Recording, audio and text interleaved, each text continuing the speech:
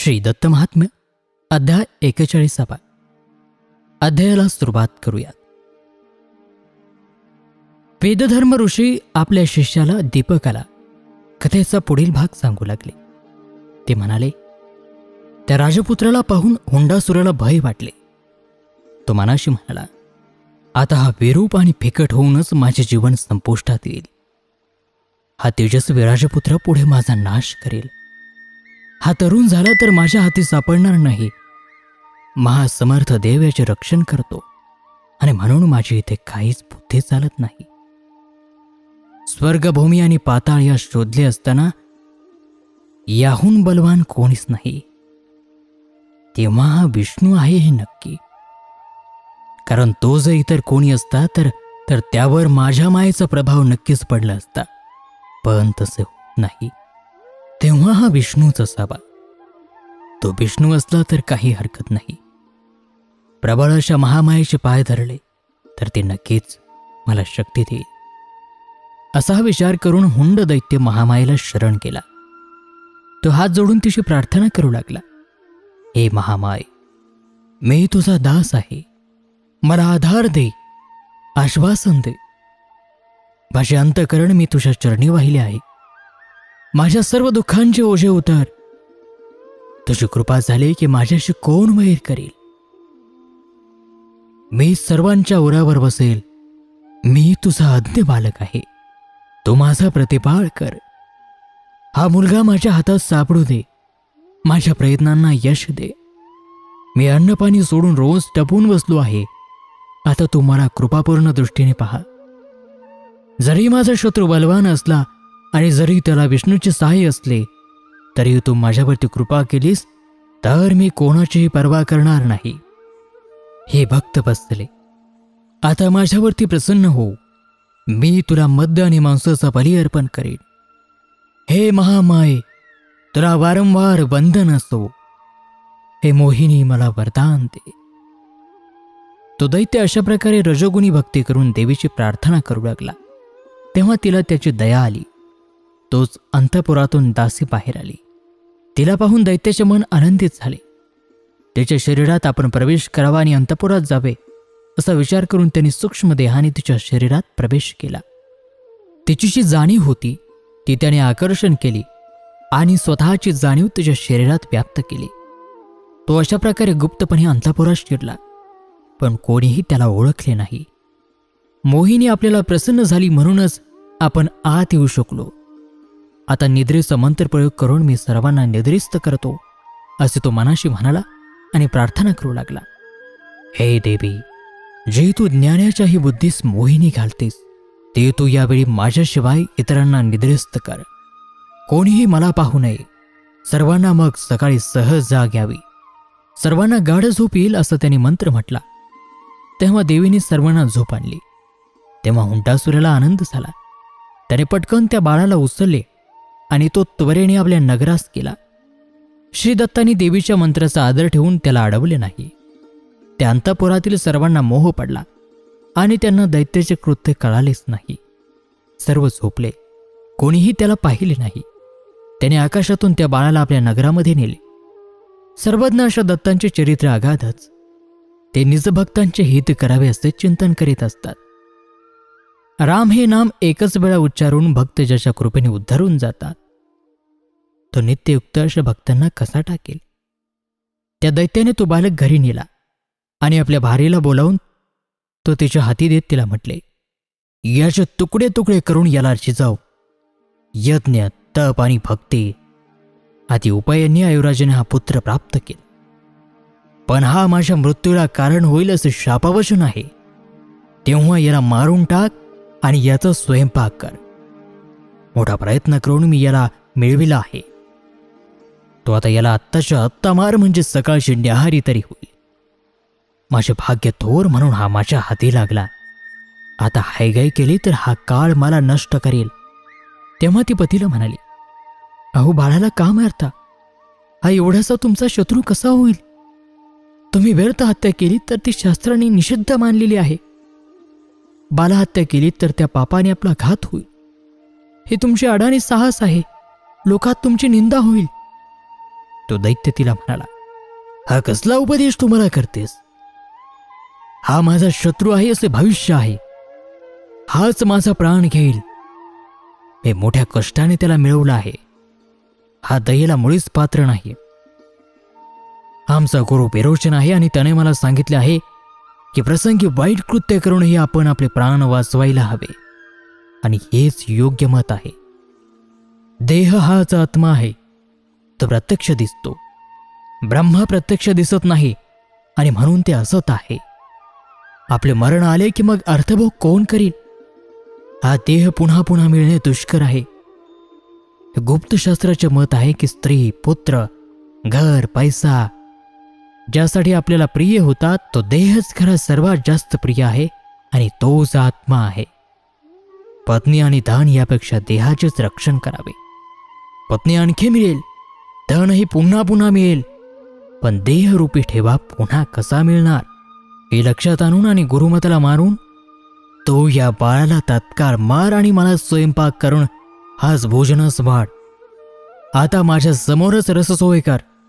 असे बोलून त्याने तो बाळ तिच्या हाती दिला. नवऱ्याला घाबरून तिने तो बाळ हाती घेतला आणि त्या बाळाला दासीच्या हाती देऊन तिने तिला त्या बाळाला लगेच मार असे सांगितले. हा माझ्या पतीचा वैरी आहे. याला लवकर शिजव. याला खाऊनच तो सकाळची न्याहारी करणार आहे. मग मृत्यूची चिंता जाईल, पती अमर होईल. असे सांगून तिने दासीजवळ तो बालक दिला आणि ती अन्य कामामध्ये गुंतले. ते मूल पाकखान्यात नेऊन दासीने आचार्याच्या हाती दिले आणि त्याला म्हटले, तू मोठी शस्त्र घे आणि याला काप. मग मी याला शिजून हुंड दैत्याला वाढीन. त्या आचार्याने उजव्या हातामध्ये बाळाला धरले आणि डाव्या हाती तरवार घेऊन दोनदा जोराने प्रहार केला. पण शस्त्र त्या बाळावर पडतात शस्त्राची धार मोडली आणि शस्त्र दूर पडले. मग त्याने बाळाला भूमीवरती ठेवले आणि जोराने त्याच्यावरती घाव घातले. दत्तांनी बाळाच्या रक्षणासाठी सुदर्शन ठेवले होते, म्हणून शस्त्र मोडून पडले. पण हे त्यांना कळाले नाही. ते सुदर्शन अदृश्य होते. शस्त्र त्यावरती आपटताच खन खन आवाज झाला. शस्त्र मोडले. बालक हसत राहिले. बाळाला मेंढ्याप्रमाणे मारण्याचा प्रयत्न केला, पण तो व्यर्थ केला हे पाहून त्या आचार्याला नवल वाटले. दासीने बाळाला उचलले आणि त्या आचार्याला म्हणाले, अरे याचा कैवारी कोणीतरी मोठा देव असावा. यावर आता घाव घालू नको. हा मुलगा कोणाचा, याचं रक्षण करता कोण आहे याचा शोध काही लागत नाही. याचे दैव बलवान आहे, म्हणूनच आमचे मन द्रवले. आता याचे रक्षण करावे असं मला वाटू लागले आहे. दैत्य याला का मारत आहे ते काही आम्हाला कळत नाही. हा तर राजचिन्ह शरीरावर असलेला मोठा सुदैवी दिसतो. हा एखाद्या रत्नासारखा आहे. याला कोणता अधम मारेल? हा मोठा भाग्यशाली आहे. मग आपले साहसी कर्म सोडून आचार्य मनाने द्रवला आणि शांत होऊन तोही बोलला, हे दासी, मी आता याला मारणार नाही. हा एवढा तेजस्वी आहे की कसं याला सुद्धा याची दया येईल. काय याचे तैव आहे पहा. आपली शस्त्र तुटले पण याचा केसही बाकडा झाला नाही.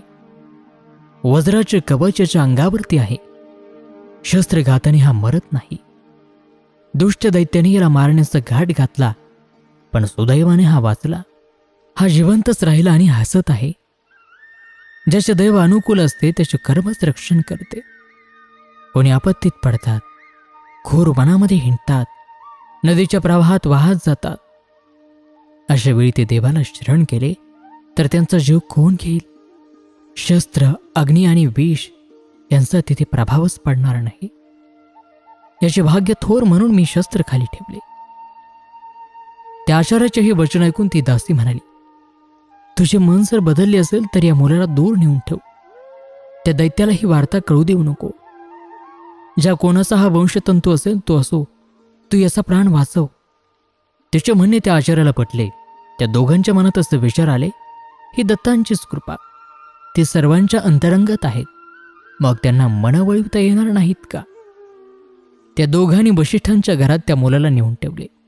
त्यांनी हरणाचे शावक मारले आणि त्याचे मांस दैत्याला भोजनासाठी वाढले. दैत्याने ते बाळाचे मांस आहे असं समजून आवडीने खाल्ले आणि तो स्वतःला धन्य मानू लागला. हे माझ्या वैर्याचे मांस मी खाल्ले. मी मृत्यूला जिंकले. मी चिरंजीव झालो. तो स्वतंत्र नव्हता. पण मूर्खपणे घमेंड मिरवित होता. पण ज्यावेळी ज्याचा मृत्यू ठरलेला असेल तो कोण टाळू शकेल बरे. इकडे पहाटे वशिष्ठ मुनी उठले आणि आश्रमाच्या दाराबाहेर आले. अजून 5 घटका रात्र होती. त्यांनी पाहिले तो दाराशी एक पोर रडत होते. ते पाहून वशिष्ठांना आणि इतर मुनींनाही आश्चर्य वाटले. याला रात्री कोणी आणून ठेवले कळत नाही. ध्यान लावून पाहावे असा वशिष्ठांनी विचार केला. देवांनीही ज्याला मान दिला आहे अशा वशिष्ठांनी ध्यानाने तो बालक कोण आहे ते ओळखले आणि इतर मुनींना म्हटले, मी याचा इतिहास सांगतो. श्रेष्ठ अशा दत्तात्रेयांनी आयुराजाला वर दिला तेव्हा त्याची पत्नी इंदुमती हिला हा पुत्र झाला. शुक्राचार्यांचा शिष्य हुंडासूर याने या पोराला आपला शत्रू मानून त्याला मारण्यासाठी पळवून आणला आणि तो दैवयोगाने येथे आला. याचे तेज चांगले आहे, पूर्ण चंद्रासमान चेहरा आहे आणि रत्नासारखे उत्तम राजलक्षणे आहेत. याचे डोळेही पहा किती सुंदर आणि विशाल आहेत. हा नवजात दिव्य बालक दत्तांचे रक्षण केलेला आहे. याचा घात कोणीच करू शकणार नाही. दत्तात्रय परमात्म स्वरूप जगदव्यापी आहेत. वेदांनी सुद्धा त्यांचे गुणगान केले आहे. त्यांचा हा प्रसाद व्यर्थ ठरणार नाही. हा बाळ अजिंक्य होईल. दैत्यांचा वध करून लोकांवरील संकट हा दूर करील. सोमवंशाचा आधार असा हा आपल्या शौर्याने चक्रवर्ती होईल. हे भविष्य वशिष्ठ सांगत आहेत तोवर देवांनी आकाशातून पुष्पवृष्टी केली. तेथे जमलेले लोक ऋषीमुनींच्या सूचनेवरून बाळाला आशीर्वाद देऊ लागले. जो जगाला व्यापून आहे तो दत्त या बाळाचे प्रतिपाळ करो. जो दुधासारखा किंवा भेसासारखा धवल आहे त्या दत्तांनी या बाळाचे रक्षण करावे. भूतांना आणि दुष्ट ग्रहांना नष्ट करणाऱ्या दत्तांनी याच्यावरील संकटाचे निवारण करून याचे त्रिकाल रक्षण करावे. ते दत्त याच्या हृदयात बसो आणि अरिष्टांचा घात करो असे म्हणून त्यांनी बाळाच्या कपाळाला भस्म लावले. वशिष्ठांना तो बालक आवडला. त्यांनी त्या बालकाला उचलले आणि आपली पत्नी अरुंधती जवळ दिले. तिला फार आनंद झाला. तिच्या स्तनातून दुग्ध स्त्रवू लागले. अत्रिपुत्र दत्त सर्वांचाच आत्मा. त्यांची लीला मोठी विचित्र. ते स्वतः स्वतंत्र राहतात पण जगाचे यंत्र चालवतात. वशिष्ठ मुनी हे मुनींमध्ये श्रेष्ठ होते. ते म्हणाले, हा शत्रूंना बाधील म्हणून याचे नाव नहुष असे ठेवतो. हा सत्याचा पक्ष धरून दुष्टांना बांधून ठेवेल. नह म्हणजे बांधणे आणि म्हणून याला नहुष असे नाव योग्य वाटते. हा देवांचे रक्षण करेल म्हणून याला नहुष हे नाव ठेवले. असे म्हणून वशिष्ठांनी त्याला आशीर्वाद दिला. नमः ज्याच्या शेवटी आहे, ओम ज्याच्या सुरुवातीला आहे आणि दत्तात्रेय हे चतुर्थ पद मध्ये आहे असा मंत्र लिहून यांनी त्या मुलाच्या कंठामध्ये बांधला. त्यामुळे त्याच्या अधिव्याधी टळते.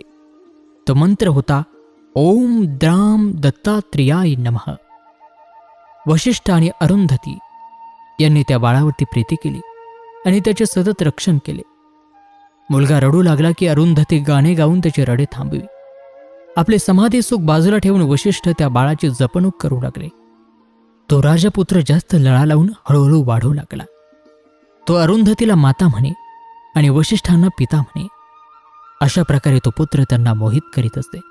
त्याला अरुंधती ही आपली खरी आई नाही हे ठाऊक नव्हते. तो मोठा झाल्यावरती वशिष्ठांनी त्याचे उपनयन केले. राजघराण्याच्या अधिकाराप्रमाणे त्याच्यावरती संस्कार केले. त्याला 4 वेदांचे आणि 6 शास्त्रांचे शिक्षण दिले. तो 14 विद्या आणि 64 कलामध्ये प्रवीण झाला.